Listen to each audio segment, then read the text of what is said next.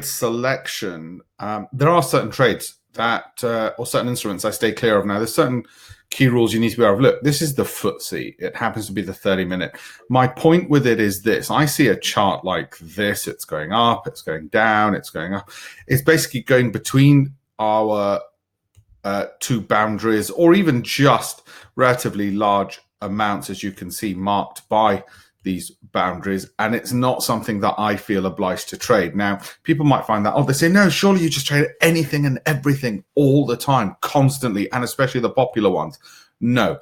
When I met Bill Lipschutz, just to remind you, the global head of foreign exchange at Salomon Brothers for my book, Mind of a Trader, he said to me he never made money in sterling US dollar. Can you believe it? He never made money in cable, even though he was one of the largest traders in the world. And that taught me something really important, that I don't have to trade certain instruments. If they're a mess, and at the moment the FTSE, for whatever reason, is a bloody mess. I mean, look, come on. That, if you cannot even visually see that is absolutely murder to try and hold. Imagine that was a horse and you're riding it.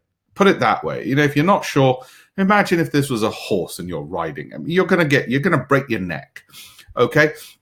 Now, we want to, with obviously using artificial intelligence, using pattern recognition, using multiple indicators, we want to be able to stay clear of these things generally anyway. And there are more and more formula we can add to say, well, if it rises this, and if it moves down this, and if it then goes up this, and then if it goes down this, then stay clear.